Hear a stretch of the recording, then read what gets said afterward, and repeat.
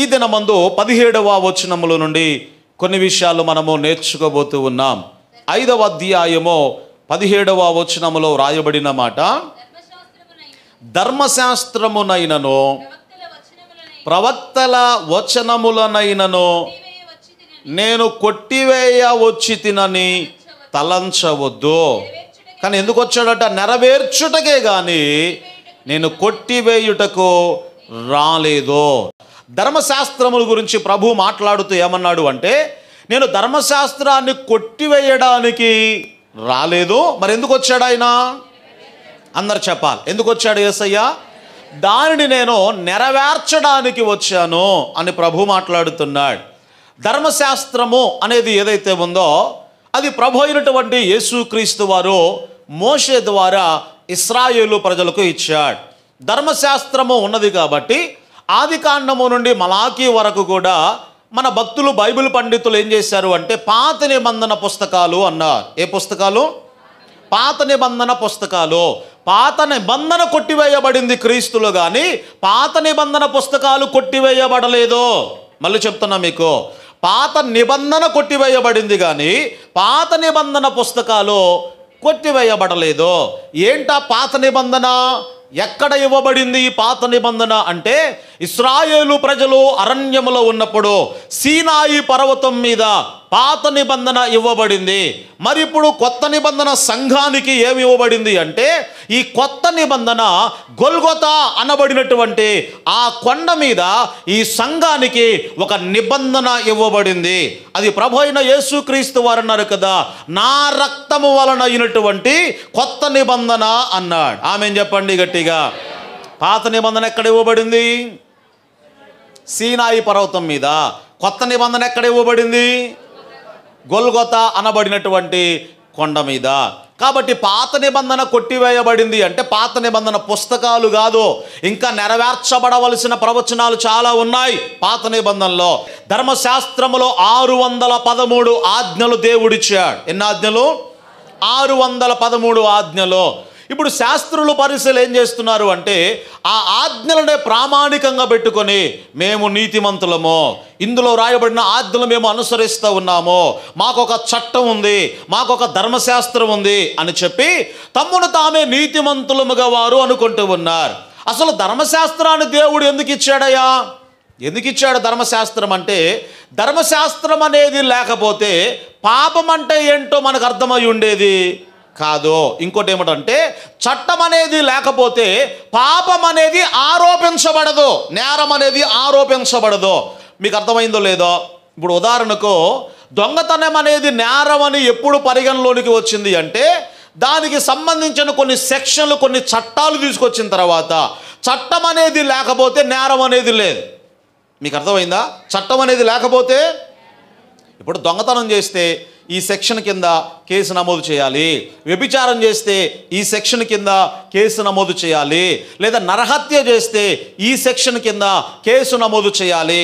అసలు సెక్షన్లే, కేసులే లేకపోతే నేరం అనేది ఆరోపణ చేయబడదు.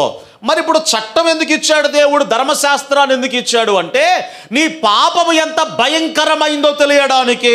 నరహత్య, లేకపోతే దొంగతనము, వ్యభిచారము, అబద్ధములో, జారత్వములో, ఇట్లాంటి పాపములో ఎంత భయంకరమైనవో తెలియడానికి దేవుడు ఏమిచ్చాడు? ధర్మశాస్త్రాన్ని ఇచ్చాడు. అందుకొరకే పౌలు మాట్లాడుతూ ఏమన్నాడు అంటే, ధర్మశాస్త్రం అనేది లేకపోతే పాపం ఎంత భయంకరమైందో మనకు తెలిసి ఉండేది కాదు అన్నాడు. అంటే పాపం అంటే ఏంటో తెలియడానికి దేవుడు ఏమిచ్చాడు? ధర్మశాస్త్రాన్ని ఇచ్చాడు. ఇంకా మీకు అర్థం కావడానికి, మీకు జ్వరం వచ్చింది, ఆర్ఎంపీ డాక్టర్ గారికి ఫోన్ చేశారు. ఆయన రాగానే ఏం చేస్తాడు అంటే, మీకు టెంపరేచర్ ఎంత ఉందో తెలియడానికి నోట్లో థర్మామీటర్ పెడతాడు. నాలుగు కింద థర్మామీటర్ పెడితే అందులో ఉన్నటువంటి పాదరసం ఏదైతే ఉందో ఆ హీట్ ఎంతవరకు ఉందో అంతవరకు వచ్చి, ఆ నెంబర్ వరకు వచ్చి ఆగిపోద్దండి. ఆ నెంబర్ ఆగానే చూస్తాడు, నీకు 102 ఉంది, లేకపోతే 104 ఉంది అని చెప్తాడు. అంటే థర్మామీటర్ ఏం చెప్తుంది? నీకు జ్వరము ఎంత ఉందో చెప్పిందండి. తర్వాత కొన్ని రోజుల తర్వాత మళ్ళీ మీకు జ్వరం వచ్చింది, ఆర్ఎంపీ డాక్టర్ గారికి ఫోన్ చేశారు, ఆయన థర్మామీటర్ తీసుకొని వచ్చాడు. ఆ తర్వాత మీ నోట్లో 4 కింద మరలా థర్మామీటర్ పెట్టాడు. ఇప్పుడు పోయినసారి మీకు ఆ థర్మామీటర్ జ్వరం ఎంత ఉందో తెలియజేసింది కదా, అది గుర్తొచ్చి పరపర నవిలు మింగారనుకోండి థర్మామీటర్ను, ఏమవుద్ది? అందులో ఉన్న పాదరసం గొంతులోకి పోయి చస్తావు. అర్థమైందా? అంటే థర్మామీటర్ మీకు ఏం చెప్తుంది? జ్వరం ఎంత ఉందో చెప్పుద్ది, కానీ నీ జ్వరాన్ని అది పోగొట్టలేదు. ధర్మశాస్త్రం అంటే పాపం ఏంటో నీకు తెలియజేసింది. పాపం ఎంత భయంకరమైందో ధర్మశాస్త్రం ద్వారానే తెలిసింది, కానీ ధర్మశాస్త్రము నీ పాపాన్ని అది పోగొట్టలేదు. అందుకొరకే ధర్మశాస్త్రము దేనిని చెయ్యజాలకపోయేనో క్రీస్తు ద్వారా దేవుడు దానిని చేసెను అని వ్రాయబడి ఉన్నది. ఆమేన్ చెప్పండి గట్టిగా. ధర్మశాస్త్రం ద్వారా ఏం తెలిసింది? పాపం అంటే ఏంటో తెలిసింది, కానీ ధర్మశాస్త్రము నీ పాపాన్ని అది పోగొట్టలేదు. రైట్. ధర్మశాస్త్రము ప్రభు దగ్గరకు రావడానికి మనకు బాల శిక్షకుడు ఆయనో అన్నాడు. బాల శిక్షణ కేంద్రం అంటే తెలుసా మీకు? అంగన్వాడీ స్కూల్. ఏం చెప్పండి? బాల శిక్షణ కేంద్రం అంటే అంగన్వాడీ స్కూల్ అండి. బైబిల్ ఆ రెఫరెన్స్ చదివిస్తాను, ఒకసారి చూడండి. పరిశుద్ధ బైబిల్ గ్రంథంలో అపోస్తులుడైన పౌలు గలతీ సంఘానికి వ్రాసినటువంటి పత్రికల నుండి ఆ వాక్య భాగాన్ని ఒకసారి మనం చదువుకుందాం. అపోస్తులుడైన పౌలు గలతీ సంఘానికి వ్రాసినటువంటి పత్రిక 3వ అధ్యాయము 24వ వచనముల నుండి దేవుని వాక్యాన్ని మనం చదువుకుందాం. కాబట్టి మనము విశ్వాస మూలమున నీతిమంతులమని తీర్చబడినట్లు, జాగ్రత్తగా వినాలి, క్రీస్తునద్దకు మనలను నడిపించుటకు ధర్మశాస్త్రము మనకు అంగన్వాడీ స్కూల్ ఆయనో. ఏం చెప్పండి అమ్మ? ఈ మాట మీకు అర్థమైందా? అంటే డిగ్రీ చదవడానికి, ఉద్యోగం రావడానికి, ఒక ఉన్నత స్థాయిలోనికి వెళ్ళడానికి మొట్టమొదటిగా ఏ స్థాయి గుండా వెళ్ళాలి నీవు? అంగన్వాడీ స్కూల్ నుండి. ఎక్కడి నుంచి వెళ్ళాలి? బాల శిక్షణ కేంద్రం నుండి వెళ్ళాలండి. ఇప్పుడు క్రీస్తు దగ్గరకు మనం వెళ్ళాలి అంటే, అత్యున్నతమైన ఆత్మీయ స్థానములోనికి వెళ్ళాలి అంటే ఈ అంగన్వాడీ స్కూల్ ఏమంటాయి అంటే ధర్మశాస్త్రము అన్నాడు. ఏమన్నాడు? ధర్మశాస్త్రం మనకు బాల శిక్షకుడు ఆయనో అన్నాడు. ఇప్పుడు మీరు బాల శిక్షణ కేంద్రంలో ఉన్నారా, లేకపోతే ఉద్యోగం చేసే స్థాయిలోనికి వెళ్ళారా, లేకపోతే డిగ్రీ చదివే స్థాయిలోనికి ఉన్నారా? మీ ఆత్మీయ స్థితిని బట్టి ఆ స్థాయిలు ఉంటాయి. అర్థమైన వారు ఆమేన్ చెప్పండి గట్టిగా. అంగన్వాడీ స్కూల్లో ఉన్నవారు ఆమేన్ చెప్పండి గట్టిగా. ఎవరు లేరా? నేను ఈ స్కూల్ గురించి మాట్లాడట్లా. ఏంటి అంగన్వాడీ స్కూల్ అంటే? ధర్మశాస్త్రం. ఏం చెప్పండి? ఈ రోజుల్లో చాలామంది ఏమంటారు అంటే, ధర్మశాస్త్రం కొట్టివేయడానికి యేసయ్య రాలేదు, దానిని నెరవేర్చడానికి యేసయ్య వచ్చాడు, కాబట్టి ఆయన నెరవేర్చినప్పుడు మనం కూడా ఏం చేయాలి? ఈ నెరవేర్చడం అనేది ఏంటో వాళ్ళకి అర్థమై కావాలా? మీకు అర్థమవుతుందా? ధర్మశాస్త్రాన్ని యేసయ్య నెరవేర్చాడు అంటే అదేంటో వాళ్ళకి అర్థం కాలేదు. నెరవేర్చడము అంటే నెరవేర్చకుండా ధర్మశాస్త్రం కొట్టివేయబడదు అని అర్థం. ఏం చెప్పండి? ధర్మశాస్త్రము నెరవేర్చబడకుండా ఏంటి? 613 ఆజ్ఞలు ఉన్నాయి. మీకు అర్థమవుతుందా? వ్యర్థమవుతుందా? ధర్మశాస్త్రంలో ఎన్ని ఆజ్ఞలు ఉన్నాయి? 613 ఆజ్ఞలు ఉన్నాయి. ఒకటి పాటించావంటే మిగతావన్నీ పాటించాలి.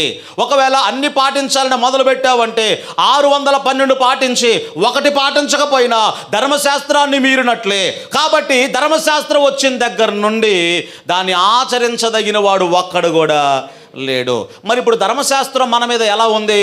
రుణంగా ఉందట, అప్పుగా ఉందట. అప్పు చెల్లించకుండా పత్రం కొట్టివేయబడుద్దా?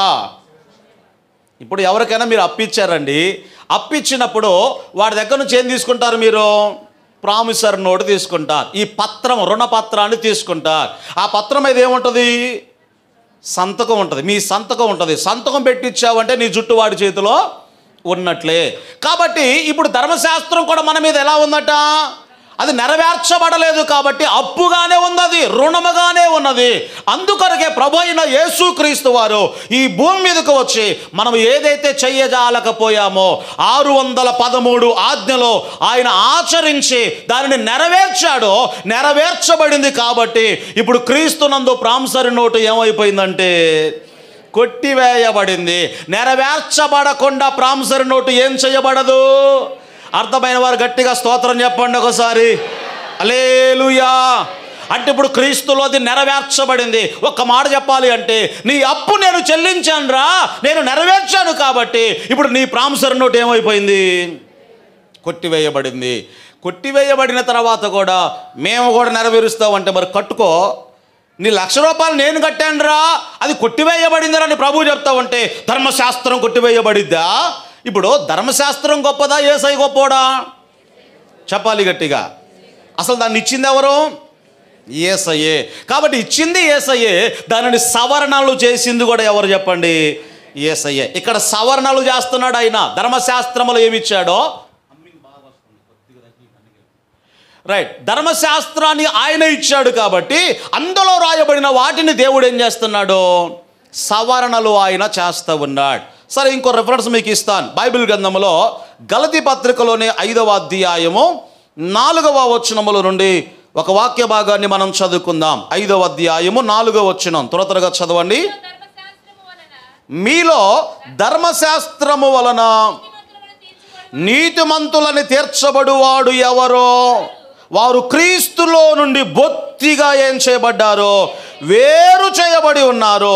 కృపలో నుండి వారు పూర్తిగా ఏం చేయబడ్డారో? నేను చదువుతా, మరలా వినండి. మీలో ధర్మశాస్త్రం వలన నీతిమంతులని తీర్చబడువాడు ఎవడో? అంటే ఏంటి ధర్మశాస్త్రం వలన? సున్నతి చేయబడాలి, సబ్బాతుడే శనివారం విశ్రాంతి దినాన్ని ఆచరించాలి. ఇంకా ఏంటి, 3 మైళ్ళ కంటే ఎక్కువ ప్రయాణం ఆ రోజు చేయకూడదు. 613 ఆజ్ఞలు ఏవైతే ఉన్నాయో ఈ ఆజ్ఞలు పెట్టుకొని నేను నీతిమంతుణ్ణి అని ఎవడైతే అనుకుంటున్నాడో వాడు క్రీస్తులో నుండి బొత్తిగా ఏం చేయబడ్డాడో? క్రీస్తు ధర్మశాస్త్రాన్ని నువ్వు ఆచరించలేవు, క్రీస్తును అనుసరించలేవు, ధర్మశాస్త్రాన్ని పూర్తిగా నువ్వు పాటించలేవు. ఇక్కడ పౌలేమంటూ ఏం చెప్పదలుచుకున్నాడు అంటే, మీలో ధర్మశాస్త్రం వలన నీతిమంతులను తీర్చబడువాడు ఎవడో? వాడు క్రీస్తులో నుండి బొత్తిగా ఏం చేయబడ్డాడు? తొలగించబడ్డాడు. ఇంకా ఏమన్నాడు? కృపలో నుండి తొలగిపోయి ఉన్నారు అని మాట్లాడుతున్నాడు. ఇప్పుడు జాగ్రత్తగా గమనించండి. చాలామంది ఏమంటారు అంటే 10 ఆజ్ఞల ఒక ఆజ్ఞ, విశ్రాంతి దినమును పరిశుద్ధముగా మీరు ఆచరించాలి. ఇది సబ్బాతుడే, ఇది మారదు. కాబట్టి విశ్రాంతి దినాన్ని ఏం చేయాలట? పరిశుద్ధంగా మీరు ఆచరించాలి. మీరేంది ఆదివారం ఆరాధన చేస్తారు అని మనమేదో పెద్ద తప్పు చేసి నరకానికి పోయినట్లుగా కొంతమంది మాట్లాడుతూ ఉంటారు కదా. జాగ్రత్తగా గమనించండి. ఈ మధ్య వచ్చారు మన దగ్గర పాంప్లెట్లు పట్టుకొని. ఒకటే ప్రశ్న ఏమిటాయంటే, శనివారం ఆరాధించమని బైబిల్లో ఎక్కడైనా ఉందా? ఆజ్ఞగా శనివారము ఆరాధించండి అని బైబిల్లో ఎక్కడైనా ఉందా? ఒక్క రెఫరెన్స్ ఎక్కడైనా? ఎక్కడ లేదండి. శనివారం నన్ను ఆరాధించండి అనే రెఫరెన్స్ ఎక్కడ లేదు. మరి ఏం చెప్పాడు దేవుడు? శనివారమును విశ్రాంతి దినమును మీరు పరిశుద్ధంగా ఆచరించండి అన్నాడు. ఆరాధించండి అన్నా ఏమన్నాడు? ఆచరించండి అన్నాడు. ఎట్లా ఆచరించాలి? బరువులు మోయొద్దు, 3 మైళ్ళ కంటే ఎక్కువ ప్రయాణం చేయవద్దు, ఇట్లాంటివన్నీ కూడా ఆచరణ గురించి చెప్పాడు. కానీ ఆరాధించండి అని బైబిల్ ఎక్కడ కూడా వ్రాయబడలేదు. పెద్ద మేమేదో ధర్మశాస్త్రాన్ని పాటిస్తున్నాం అనుకుంటే, ఇప్పుడు మన మధ్యలో ఉన్నారండి, గంధసిరా ఎక్కడ ఉన్నారు కొంతమంది, యెహోవాను యాహ్వే అని పిలవాలి, యేసును యాషువా అని పిలవాలి. ఆ మధ్య పనిచేయడానికి వచ్చారు కొంతమంది మేస్తులు. వస్తే నేను అడిగా, మరి మీరు ధర్మశాస్త్రాలు కొన్ని పాటిస్తున్నారు కదా అంటే, సున్నతి చేసుకున్నారా అంటే చేసుకున్నారట. సున్నతి కూడా సున్నతి చేసుకున్నారు. తర్వాత ఇంకేంటి, శుక్రవారం రోజున అన్నీ సిద్ధపరుచుకోవాలి. ఎందుకొరకంటే శనివారం ఏంటి? విశ్రాంతి దినము, సబ్బాతుడే. ఇక్కడ పౌలు ఏం చెప్పదలుచుకున్నాడు అంటే, మీరింకా ధర్మశాస్త్రము ద్వారా నీతిమంతులని మీరు అనుకుంటే మీరు క్రీస్తు నుండి ఏమైపోయారు? వేరైపోయారు. కృప దగ్గరకు మీరు రాలేదు. ధర్మశాస్త్రం అంటే ఏంటి, కృప అంటే ఏంటో క్లుప్తంగా మీకు చెప్తాను. ఎందుకంటే మొహాలన్నీ ఎట్లా పెట్టారంటే బేరగా మొహాల్లాగా పెట్టేసి ఏం అర్థం కానట్టుగా కూర్చున్నారు. స్తోత్రం చెప్పండి గట్టిగా. హల్లెలూయా. ధర్మశాస్త్రం అంటే ఎన్ని ఆజ్ఞలు ఉన్నాయి? 613 ఆజ్ఞలు ఉన్నాయి. ఒక వ్యక్తి అట ఈ మెట్ల దగ్గర కూర్చున్నాడు. మెట్ల దగ్గర కూర్చొని అలా చేయబెట్టి ఆలోచన చేస్తూ ఉన్నాడట. ఏంద్రబ్బాయి ఇక్కడ కూర్చున్నావంటే, 613 మెట్లు ఎక్కాలంటే నా వల్ల కావడం లేదు, అందుకొరకే మోకాళ్ళ నొప్పుతో ఇక్కడ కూర్చున్నాను అన్నాడట. ఈ లోపల ఆ వ్యక్తి ఏమన్నాడు అంటే, పిచ్చోడా, మరి 613 మెట్లు ఎట్లా ఎక్కాలని ఆలోచన చేస్తున్నా కదా, పక్కనే లిఫ్ట్ ఉందిరా, అది ఎక్కొచ్చుగా అన్నాడు. ఏమన్నాడు? పక్కనే లిఫ్ట్ ఉందిరా, లిఫ్ట్ ఎక్కొచ్చు కదా అన్నాడట. ఇప్పుడు 613 మెట్లు ఏమిటాయి అంటే పరలోకం వెళ్ళడానికి ధర్మశాస్త్రము. పక్కన ఉన్న లిఫ్ట్ ఏంటో తెలుసా? నువ్వేం చేయనక్కర్లా, ఆ గేట్ తీసి లోపలికి వెళ్ళి అలా 613 అని అంతస్తు నెంబర్ నొక్కావనుకోండి, నేరుగా ఎక్కడికి వెళ్ళిపోతావు? అక్కడికి వెళ్ళిపోతావు. ఇది 613 ఆజ్ఞలు ధర్మశాస్త్రం అయితే, ఈ లిఫ్ట్ ఏంటో తెలుసా? కేవలము దేవుని యొక్క కృప చేతనే మనం రక్షణ పొందాము, కానీ మరేమీ కూడా కాదు. అదే అపోస్తుడైన పౌలు అన్నాడు కదా, నీతి ధర్మశాస్త్రం వలన అయితే మరి ఆ పక్షమందు క్రీస్తు చనిపోయింది ఎందుకు అన్నాడు. ఆమేన్ చెప్పండి గట్టిగా. చదువుతారు ఒకసారి ఆ మాట. గలతీ పత్రికలోని 3వ అధ్యాయము 21వ వచనములో ఆ మాట రాయబడి ఉన్నది. చూడండి ఒకసారి.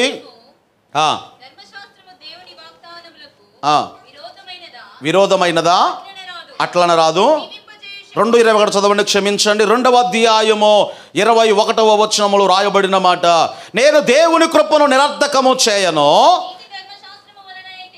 డివైడ్ చేయండి అక్కడ. నీతి ధర్మశాస్త్రం వలన అయితే మరి ఆ పక్షమందిగా క్రీస్తు చనిపోయింది ఎందుకు? అర్థమైంది ఈ మాట మీకు? నీతి ధర్మశాస్త్రం వలన వస్తే ఏది? సున్నతి పొందడం, తర్వాత విశ్రాంతి దినం ఆచరించడము, సబ్బాతు డే అని ఆచరించడము, బరువులు మోయకుండా ఉండడం ఆ రోజు, ఇట్లాంటివి.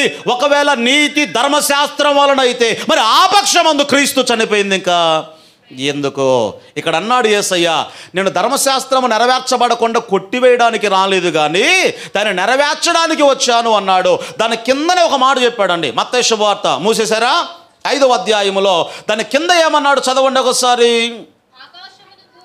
ఆకాశమును భూమియు గతించినా గాని, ఆ మాట అండర్లైన్ చేసుకోండి, ధర్మశాస్త్రం అంతై కూడా నెరవేర్చబడేంత వరకు సున్నైన పొల్లైనా కూడా తప్పిపోదు అన్నాడు. ఎంతవరకు? నెరవేర్చబడేంత వరకు. అంటే నెరవేర్చబడిన తర్వాత ఏం చేయబడుతుంది? కొట్టివేయబడుద్ది. ఇంకా మీకు క్లియర్గా ధర్మశాస్త్రం కొట్టివేయబడింది అనే రెఫరెన్స్ కావాలి అంటే అందరూ చూడండి ఆ మాట. కొరింథీయులకు రాసినటువంటి 2వ పత్రిక, అందరూ చూడాలి ఈ మాట. అపోస్తలుడైన పౌలు కొరింథీ సంఘానికి రాసినటువంటి 2వ పత్రిక 3వ అధ్యాయము 14వ వచనముల నుండి దేవుని వాక్యాన్ని మనం చదువుకుందాం. మరియు వారి మనసులు కఠినములాయను గనుక నేటి వరకును, జాగ్రత్తగా వినాలి, పాత నిబంధన చదవబడినప్పుడు, ఆ మాట అండర్లైన్ చేసుకోండి, పాత నిబంధన చదవబడినప్పుడల్లా అది క్రీస్తునందు కొట్టివేయబడెను అని వారికి తేటపరచబడక ఇంకా ఆ ముసుకే నిలిచి ఉన్నది. అంటే ఇప్పుడు పాత నిబంధనలో ఉన్న కొన్ని ఆజ్ఞలు ఏవైతే ఉన్నాయో క్రీస్తునందు అవేం చేయబడ్డాయి? చెప్పాలి గట్టిగా. క్రీస్తునందు కొట్టివేయబడ్డాయి. అంటే మన అప్పు ఎవరు తీర్చారు? ఇప్పుడు నువ్వు ఏం చేయనక్కర్లా. 613 ఆజ్ఞలు కాదు, ఇప్పుడు లిఫ్ట్ ఎక్కితే చాలు, ఆ లిఫ్ట్ ద్వారా ఎక్కడికి వెళ్ళిపోతామట అంటే కృపలోనికి మీరు రావాలి అన్నాడు. కృప అంటే జాగ్రత్తగా మీరు గమనిస్తే పాపం చేయడానికి అవకాశాలు ఎక్కువగా ఎక్కడైతే ఉంటాయో, పాపం ఎక్కడైతే విస్తారంగా ఉందో అక్కడ దేవుని కృప కూడా విస్తారంగా ఉంది అన్నాడు. దీన్ని చాలామంది రాంగ్ వేలో ఆలోచన చేశారు. అంటే పాపం ఎక్కడ విస్తారంగా ఉంటే దేవుని కృప కూడా, దేవుని జాలి కూడా, దేవుని దయ కూడా అంత విస్తారంగా ఉంటుందా అంటే అట్లా కాదు. రాంగ్ వేలో అర్థం చేసుకోవద్దు. పాపం చేయడానికి అవకాశాలు ఎంత ఎక్కువగా ఉంటాయో పాపం చేయకుండా ఉండడానికి కూడా దేవుని కృప అంతే విస్తారంగా ఉంటుంది అన్నాడు. ఆమేన్ చెప్పండి గట్టిగా. అర్థమైంది ఇప్పుడు మీకు?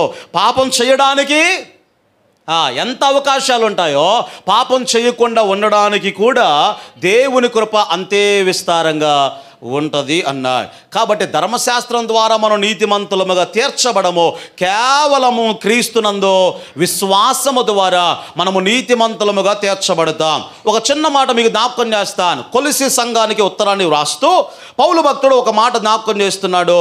మీరందరూ ఆ మాట చూడాలని నేను ఆశపడుతూ ఉన్నాను.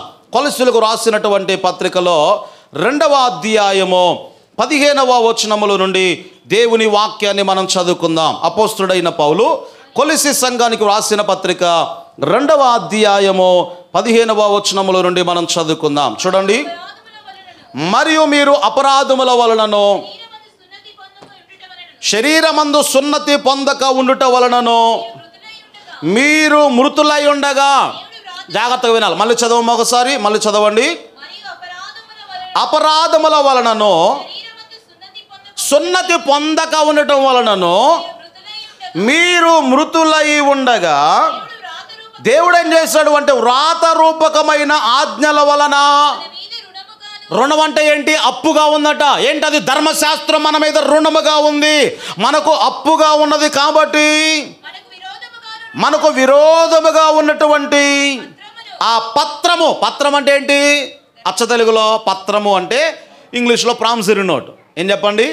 Promissory note. ఇప్పుడు జాగ్రత్త, అందరు నా వైపు చూడండి. మన పాపాల చిట్ట అంతా కూడా ఎవరి దగ్గర ఉంది అంటే సాతాను దగ్గర ఉందండి. ఒక్క మాట చెప్పాలి అంటే సాతానుకు మనము అమ్ముడు పోయాం. ఎవరికి? పాప సంబంధమైన వాటికి అమ్ముడు పోయాము.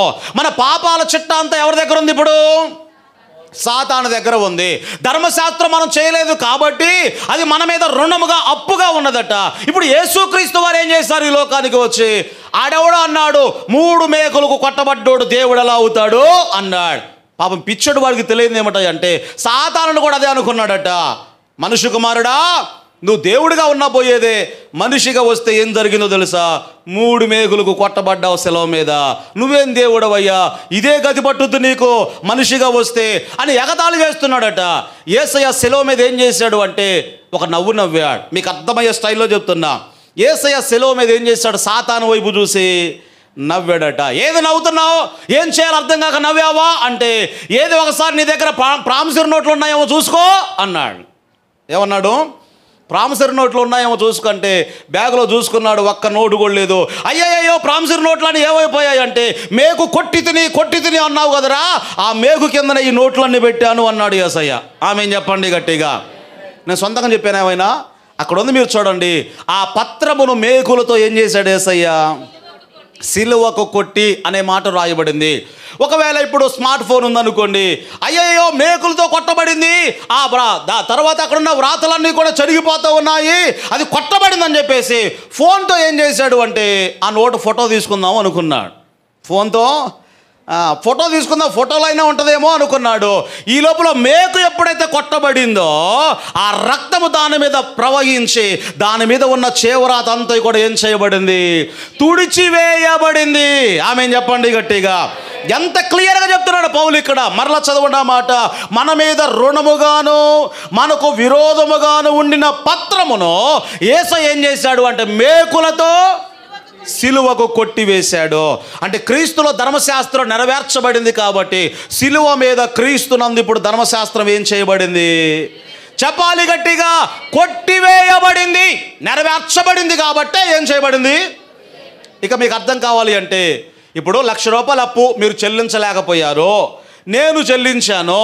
ప్రామిసరీ నోటు ఇచ్చిన తర్వాత, ఈ నెరవేర్చబడిన తర్వాత, అప్పు తీర్చబడిన తర్వాత నోటు ఏం చేయబడుద్ది? చెప్పాలి గట్టిగా. అంటే ఏంటి? అప్పు తీర్చకుండా నోటు కొట్టేస్తారా? అందరు చెప్పాలి. ఎప్పుడు కొట్టేస్తారు నోటును? అప్పు తీరిన తర్వాత. ఇప్పుడు యేసయ్య కూడా ఏం చేశాడు అంటే మన అప్పు ఆయన తీర్చేశాడు, ధర్మశాస్త్రాన్ని పూర్తిగా నెరవేర్చాడు. కాబట్టి క్రీస్తునందు ఇప్పుడు ధర్మశాస్త్రం ఏమైపోయింది? కొట్టివేయబడింది. లేదు 613 ఆజ్ఞలు నేను పాటిస్తాను అంటే, నేను కట్టానురా 1,00,000 రూపాయలు అంటే నేను కూడా కడతా అంటాడు. ఈరోజు నేను కూడా కడతాను. మరి కట్టుకోయిగా, నీకు అంత బాధ ఉంటే. ఆల్రెడీ ధర్మశాస్త్రాన్ని నేను నెరవేర్చాను, నువ్వు కృపలోనికి వస్తే చాలు అని ప్రభువు చెప్తా ఉంటే, నేను కూడా సున్నతి చేయబడాలి, నేను కూడా సబ్బాతుడే ఆచరించాలి, 3 మైళ్ళ కంటే ఆ రోజు ఎక్కువ ప్రయాణం చేయకూడదు, ఆ రోజు మేము విశ్రాంతి పొందాలి అంటే మరి పాటించు. యేసయ్య అన్నీ కూడా ఏం చేశాడు అంటే నెరవేర్చాడు అని లేఖన భాగంలో మనం చూస్తూ ఉన్నాం. కాబట్టి ధర్మశాస్త్రము కొట్టివేయబడాలి అంటే ముందు ఏం చేయబడాలి? అది చెప్పాలి గట్టిగా. అది నెరవేర్చబడాలి. ఆమెన్ చెప్పండి గట్టిగా. రైట్. క్రీస్తునందు ధర్మశాస్త్రం ఇప్పుడు ఏం చేయబడింది? నెరవేర్చబడింది. మరి ఇప్పుడు శాస్త్రుల పరిశీలన ఏమనుకున్నారట? మాకు ధర్మశాస్త్రం ఉంది, 613 ఆజ్ఞలు ప్రామాణికంగా పెట్టుకొని బ్రతుకుతున్నాం, మేము నీతిమంతులము అని చెప్పుకుంటున్నారు. ఇప్పుడు యేసయ్య ఏం చెప్పాడో చదవండి కింద వచనాల్లో. మత్తయి శుభవార్త 5వ అధ్యాయము చివరిగా మాటలు చదువుకొని ప్రార్థనలోనికి వెళ్దాం. మత్తయి శుభవార్త 5వ అధ్యాయము 20వ వచనములో రాయబడిన మాట, శాస్త్రుల నీతి కంటేనో పరిసయ్యుల నీతి కంటేనో మీ నీతి అధికము కాని ఎడల మీరు పరలోక రాజ్యములో ప్రవేశించలేరు. ఆమేన్ చెప్పండి గట్టిగా. అందరు నా వైపు చూడండి. ఏమన్నాడు యేసయ్య? వాళ్ళకి ధర్మశాస్త్రం ఇవ్వబడింది కదా, వాళ్ళ స్టాండర్డ్ వేరు. ఇప్పుడు యేసయ్య మనకేం చెప్తున్నాడు? నేను ఇప్పుడు లోకానికి వచ్చి రక్తాన్ని కాచి ప్రాణాన్ని ఇచ్చాను కాబట్టి ఇప్పుడు మీ స్టాండర్డ్ వేరు. వాళ్ళ స్టాండర్డ్ కంటే మీ స్టాండర్డ్ ఎలా ఉండాలి? అధికంగా ఉండాలి అని చెప్తూ ఇక కింద విషయాలన్నీ కూడా చెప్తున్నాడండి. వాళ్ళ నీతి ఏంటో తెలుసా? మేము నరహత్య చేయం, ఎవరిని కత్తితో పొడవలేదు, ఎవరిని కర్రతో కొట్టి చంపలేదు, గొంతు బిసుకు చంపలేదు, మేము చాలా నీతిమంతులము. ఎందుకొరకు? నరహత్య చెయ్యలేదు కాబట్టి మేము నీతిమంతులము అని శాస్త్రులు చెప్పుకుంటున్నారు. ఇప్పుడు యేసయ్య ఏమన్నాడు అంటే, ఓ నాయనా, అసలు నరహత్య చేసేదాకా కాదు, అసలు కొట్టి చంపేదాకా కాదు, దానికి కారణమైన కోపం ఏదైతే ఉందో అక్కడే మీరు దానిని తృణీకరించాలి అన్నాడు. ఆమేన్ చెప్పండి గట్టిగా. వేళ నీతి ఏంటి? నరహత్య చేయలేదు కాబట్టి మేము నీతిమంతులము అన్నాడు. ఇప్పుడు మన నీతి ఏంటి? నరహత్య చేసేదాకా కాదు, ఒక వ్యక్తిని చూసి కోపపడు ప్రతివాడు కూడా నరహంతకుడే అన్నాడు. ఏమన్నాడు? చదవండి, కింద వచనములో మీరు చదువుకుంటే 22వ వచనములో రాయబడిన మాట, నేను మీతో చెప్పున్నదేమనగా. ఈ మాట మీకు అర్థమైందా? ధర్మశాస్త్రం అది చెప్పిందిలే కానీ, అయితే నేను మీతో చెప్పున్నది ఏమనగా, సహోదరుడు లేకపోతే సహోదరి మీద కోపపడు ప్రతివాడు విమర్శకు లోనగును, సహోదరుని చూసి వ్యర్థుడా అని చెప్పు ప్రతివాడు మహాసభకు లోనగును, వాడు ద్రోహి అని చెప్పు ప్రతివాడు కూడా నరకానికి వెళ్తాడట. ఎక్కడికి వెళ్తాడు? ఒక్క మాట చెప్పాలంటే, కోపపడి వాడు ద్రోహి అని ఎవరినైతే నువ్వు చెప్తున్నావో చెప్పినటువంటి నీవెక్కడికి వెళ్తావట? గట్టిగా చెప్పండి, మాట రావట్లా. ఇది నా ప్రసంగం కాదండి, యేసయ్య ప్రసంగం అండి. అంటే కోపపడు ప్రతివాడు కూడా. మరి మనిషి అన్నాక కోపమే రాదా? కోపం వస్తుంది. యేసయ్య కూడా కోపగించుకున్నాడు. ఏ సందర్భంలో? ఆత్మ సంబంధమైన విషయంలో కోపగించుకున్నాడండి.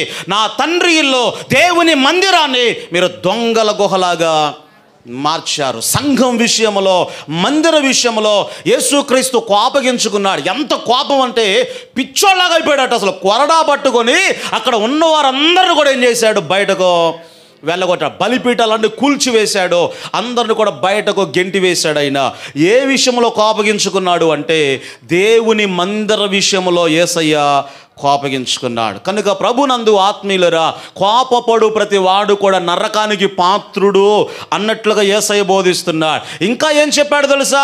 మీ నీతి ఎలా ఉండాలి అంటే, కింద వచనం చదవండి ఒకసారి. 23వ వచనంలో మీరు చదువుకుంటే, ఇద్దరు పిల్లలు ఇటు రండి అన్న, పైకి రండి అన్న, మీ ఇద్దరు పిల్లలు ఇటు పైకి రండి, మీ ఇద్దరు ఇక్కడ రండి త్వరగా. రైట్, చదవమ్మ ఒకసారి. కావున నీవు బలిపీఠమునొద్ద అర్పణము అంటే ఆరాధన. ఏం చెప్పండి? నా పక్కన ఒకడు, ఇటు ఒకరు నిలబడండి, పైకి రండి, ఏం కాదు, ఇటు ఒకరు రండి. రైట్, బలిపీఠం మీద అర్పణము అర్పించొచ్చు ఉండగా, మళ్ళీ చదవమ్మా మాట, నీ మీద నీ సహోదరునికి విరోధమయమైన కలదని అక్కడ నీకు జ్ఞాపకము వచ్చిన ఎడల బలిపీఠం దగ్గరే నీ అర్పణ విడిచిపెట్టి, అంటే ఆరాధన ఏదైతే చేస్తున్నావో అది అక్కడే విడిచిపెట్టి వెళ్ళి నీ సహోదరునితో సమాధానపడు, ఆ తర్వాత వచ్చి ఆరాధన చేయి అన్నాడు. ఆమేన్ చెప్పండి గట్టిగా. ఇప్పుడు నా వైపు చూడండి అందరూ కూడా. ఈయన మీద కోపం ఉంది. ఎవరి మీద? వీళ్ళ పేర్లేదో తెలియదులే. ఈయన మీద, ఈయనకు, జాగ్రత్తగా వినాలి, ఈయనకు ఎవరి మీద కోపం ఉంది? ఈయన మీద కోపం ఉంది. ఇప్పుడు వీళ్ళిద్దరిలో క్షమాపణ ఎవరు చెప్పాలి? అందుకే ఇన్నిసార్లు మిమ్మల్ని అడిగా. ఈయన మీద కోపం ఉంది బాగా, ఈయనకేం లేదు, కానీ ఈయనకు కోపం ఉంది. ఇప్పుడు వీళ్ళిద్దరిలో క్షమాపణ ఎవరు చెప్పాలి? ఈయనే చెప్పాలి కదా. మరి యేసయ్య ఏం చెప్పాడు? ఆయన అక్కడ, నీకు తెలిసింది ఈయనకు నీ మీద కోపం ఉందని, నీవే పోయి ఏం చెప్పమన్నాడు అంటే క్షమాపణ చెప్పండి అన్నాడు. ఇది యేసయ్య బోధ. ఆమేన్ చెప్పండి గట్టిగా. అక్కడ అర్థమైందో లేదో మీకు? మళ్ళీ చదువు మా మాట. అక్కడ నీ మీద నీ సహోదరునికి విరోధమేమైనా కలదని గుర్తొస్తే, ఒకవేళ అయ్యో వాడికి నా మీద కోపం ఉందిగా, నా మీద వాడికి విరోధం ఉంది కదా, కాబట్టి కొంతమంది ఏమంటారు తెలుసా? సమాధాన పడండి అంటే, ఎంత గారు సమాధాన పడతా అని రమ్మనా? సమాధాన పడతా నేను. ఏందంట? అని రమ్మను, నేను సమాధాన పడతా. వీడి దగ్గరకు వచ్చి అయ్యా మరి రమ్మంటున్నాడు కదా, మరి వెళ్ళి సమాధాన పడితే బాగుంటుంది అంటే ఏముంది ఇక్కడ సమాధాన పడతాలే కానీ ఆడిని రమ్మను, ఈడు పోడు ఆడు రోడు. ఇదే సమాధానం. ఏమంటే నీ ఆరాధన, నీ భక్తి, నీ ప్రార్థనా జీవితము, ఆదివారం ఆరాధనకు వస్తున్నావు కదా, యేసయ్య బోధ కనుమరుగైపోయింది. ఈరోజు ఆశీర్వాదాల బోధలు, స్వస్థతల బోధలు ఏవైతే ఉన్నాయో వీటి కోసం వెంపర్లాడుతున్నారే తప్ప యేసయ్య బోధ ఏంటో తెలుసా? ఒకవేళ ఈ వ్యక్తికి నీ మీద కోపం ఉంటే ఆడే వెళ్ళి సారీ చెప్పాలట. ఈయన కాదా, ఎవరో వాడికి ఆ మనసు లేదు. కానీ నీవేం చేయమన్నాడు? వెళ్ళి ఆ వ్యక్తితో నీవు క్షమాపణ అడిగి సమాధాన పడుము అన్నాడు. ఇది యేసయ్య బోధ. అర్థమైతే ఏదో ఒకటి చెప్పండి గట్టిగా, హల్లెలూయా. కోపబడుడి కానీ పాపం చేయొద్దు అంటే ప్రభునందు ఆత్మీయులరా, నీ మీద ఎవడైనా ఒకవేళ విరోధాన్ని పెంచుకున్నాడేమో, కోపాన్ని పెంచుకున్నాడేమో, నువ్వు మందిరానికి వస్తున్నప్పుడు ఒకవేళ అది గుర్తొచ్చిందేమో, అయినా సరే నీలో ఏం లేదు అయినా నీవే వెళ్ళి ఏం చేయమన్నాడు? ఆ వ్యక్తితో నీవు సమాధాన పడాలి. ఇది యేసయ్య ప్రభు అయినటువంటి యేసుక్రీస్తు వారు బోధించినటువంటి బోధ. వాళ్ళేమనుకున్నారు? మేము నరహత్య చెయ్యము, ఎవరిని పొడిచి చంపలేదు, ఎవరిని కొట్టి చంపలేదు కాబట్టి మేము నీతిమంతులము అంటే యేసయ్య అన్నాడు వారి నీతి కంటే మీ నీతి అధికంగా ఉండాలి. మనల్ని ఏం చేయమన్నాడు అంటే అసలు కొట్టి చంపేదాకా కాదురా నాయన, కోపం అనేది ఏదైతే ఉందో అక్కడే నీ కోపాన్ని నీవు పక్కన పెట్టాలి అని ప్రభు మాట్లాడుతున్నాడు. ఇప్పుడు ఉదాహరణకు మీకు అర్థం కావడానికి 5వ తరగతి చదివేటువంటి వ్యక్తికి కొంతమంది పరీక్షల సమయంలో ఏమంటారంటే పేపర్ చాలా హార్డ్గా వచ్చిందండి అంటారు. ఏమంటారు? చాలా హార్డ్గా వచ్చింది అంటారు. హార్డ్గా రావడం అంటే 10వ తరగతి పేపర్ ఇస్తారా? 5వ తరగతి పిల్లోడికి 10వ తరగతి పేపర్ ఇస్తారా? ఏమిస్తారు? 5వ తరగతి పిల్లోడికి 5వ తరగతి పేపరే ఇస్తారండి. మరి హార్డ్గా వచ్చిందంటే అర్థం ఏంటి? ఆ క్వశ్చన్లు ఎక్కడ ఎప్పుడు ఆ యొక్క దాన్ని ఏమంటారు టెక్స్ట్ బుక్లో వాడు ఎప్పుడు చూడలేదు అని అర్థం. మీకు అర్థమవుతుందా? వీడేదో పైపైన చూసుకుంటూ పోయాళ్లే కానీ హార్డ్గా వచ్చింది. ఎవరికి హార్డు? చదవనోడికి. ఎవరికి హార్డు చెప్పండి? చాలామంది ఎగ్జామ్స్ రాసినప్పుడు డైలాగ్ ఏంటో తెలుసా? ఈరోజు చాలా హార్డ్గా వచ్చింది అంటే వేరే వాడు ప్రశ్నపత్రం నీకేం ఇవ్వాలా, లేకపోతే 10వ తరగతి చదివేవాడి ప్రశ్నపత్రం నీకు ఇవ్వలేదు. నువ్వు 5వ తరగతి చదువుతున్నావు కాబట్టి ఆ ప్రశ్నపత్రమే ఇచ్చాడు. ఇప్పుడు యేసయ్య కూడా మనకు ఏ ప్రశ్నపత్రం ఇచ్చాడు అంటే వాళ్ళకు వీళ్ళు చదివే ప్రశ్నపత్రం అయితే మనకు డిగ్రీ స్థాయిలో దేవుడు ఏం చేశాడు? ఆ ప్రశ్నపత్రమే ఇచ్చాడు అండి. అంటే నువ్వు ఆ స్థాయిలో ఉన్నావు కాబట్టి ఆ స్థాయిలోనే భక్తి చేయాలి. ఆమె చెప్పండి గట్టిగా. శాస్త్రుల నీతి కంటే మన నీతి ఎలా ఉండాలి? అధికముగా ఉండాలి. ఇక కింద వచనాల్లో ఏమన్నాడు అంటే 27వ వచనంలో రాయబడిన మాట, వ్యభిచరించవద్దు అని చెప్పబడిన మాట మీరు ధర్మశాస్త్రంలో విన్నారు కదా. ప్రతి దానికి కూడా మీరు చూడండి యేసయ్య ఏమన్నాడు అంటే ధర్మశాస్త్రములో అలా చెప్పబడింది కదా, కానీ నేను మీకు చెప్పేది ఏంటంటే ఏమన్నాడు యేసయ్య? ధర్మశాస్త్రాలలో ఉందలే కానీ నేను మీకు చెప్పేది ఏమిటయ్యా అంటే ఒక స్త్రీని మోహపు చూపుతో చూచు ప్రతివాడు కూడా అప్పుడే తన హృదయంలో ఏమైపోయింది? వ్యభిచారం అనేది జరిగిపోయింది. నా వైపు చూడండి. ఇప్పుడు స్త్రీ పురుషుల కలయిక ఏదైతే ఉందో అక్రమంగా, అది వ్యభిచారము అని ధర్మశాస్త్రంలో రాయబడింది. ధర్మశాస్త్రంలో ఇది రాయబడింది. కానీ ఇప్పుడు యేసయ్య ఏమన్నాడు? నువ్వు అక్కడ వరకు వెళ్ళడం కాదురా, నీ మనస్సులో ఎప్పుడైతే మోహపు చూపు అనేది వచ్చిందో ఆల్రెడీ నీ మనస్సులోనే ఏమైపోయింది? ఇప్పుడు చెప్పాలి గట్టిగా, నీ మనస్సులోని వ్యభిచారం అనేది జరిగిపోయింది అన్నా. నువ్వు అక్కడికి వెళ్ళేదాకా కాదు, మోహపు చూపు దగ్గర ఏం చేయమన్నాడు? దాన్ని త్రుంచివేయాలి అని ప్రభు మాట్లాడుతూ ఉన్నాడు. ఆమెన్ చెప్పండి గట్టిగా, హల్లెలూయా. ఇక ఆ ప్రాసెస్లో ఏం చేయమన్నాడు తెలుసా? నీ కన్ను నిన్ను అభ్యంతరపరిస్తే, ఇప్పుడు నాకు అర్థం కానిది ఏమంటే ఒక్క కన్ను తీస్తే ఇంకో కన్ను లేదా? ఏమండి, నీ కుడి చేయి నుండి అభ్యంతరపరిస్తే దాన్ని తీసేసుకో అన్నాడు. దీని అర్థం ఏమిటంటే అవయవాలన్నీ కలిగి నరకానికి పోవడం కంటే బతుకున్నప్పుడు అవయవాలు కోల్పోయినా సరే, అంటే పాపం చేయకుండా ఉండడానికి ఆ ప్రాసెస్లో నీ అవయవాలు కోల్పోయినా కూడా పర్వాలేదు అనే సందర్భంలో ప్రభు చెప్పాడు. ఇప్పుడు 2 కళ్ళు పోయినా కూడా పాపం చేయగలిగిన వాళ్ళు ఉంటారండి. దుష్టాలోచన ఎడిపోద్ది. చాలాసార్లు మీకు చెప్తా ఉంటాను కదా, ఒక గ్రామంలో నాయకులందరూ పెద్దోళ్ళందరూ కలిసి సన్మానం చేయాలనుకున్నారట గుడ్డోడికి. ఎవరికి? కళ్ళు లేని ఒక గుడ్డివాడికి సన్మానం చేయాలి అనుకున్నారట. అయితే తీసుకొచ్చారు, అందరూ కూడా చప్పట్లు కొట్టి శాలువా కప్పుతూ ఉంటే వీడికి ఏం అర్థం కాల. నాకెందుకురా సన్మానం అంటే, మన గ్రామంలో నీతిమంతుడు ఎవడా అని ఆరాధిస్తూ ఉంటే నువ్వే నీతిమంతుడుగా పరిశుద్ధుడుగా కనబడ్డావు కాబట్టి ఈ సన్మానం నీకు చేస్తున్నాము అన్నారట. నా నీతి మీరెప్పుడు చూశారా అని ఈ గుడ్డోడు అంటూ ఉన్నా. నిన్న నువ్వు భోజనం చేస్తూ ఉంటే నీ ప్లేటు పక్కన 50,000 రూపాయల కట్ట, డబ్బులు కట్ట, తర్వాత ఒక బంగారం నెక్లెస్ అంటారు చూసారా, అది నీ ప్లేటు పక్కనే పెట్టాము, కానీ అసలు దాని మీద నీ మనసు బాలేదు, నువ్వు తీసుకోలేదు కాబట్టి అందుకోసమే నీవు నీతిమంతుడువు అన్నారట. ఆడేమనుకున్నాడు మైండ్లో అంటే, ఊరు నాయన నిన్నన్నా చెప్పకపోతురేరా, కనీసం తడవలాడుకునైనా తీసుకొని జేబులో పెట్టుకుందనే అనుకున్నాడట. పాపం చేయలేదు కాబట్టి వీడు నీతిమంతుడా? ఎవరు నీతిమంతులు, ఎవరు పరిశుద్ధులు అంటే, పవిత్రులు ఎవరై అంటే, పాపం చెయ్యని వాడు పరిశుద్ధుడు కాదు, అవకాశం ఉండి పాపం చెయ్యని వాడు పరిశుద్ధుడు.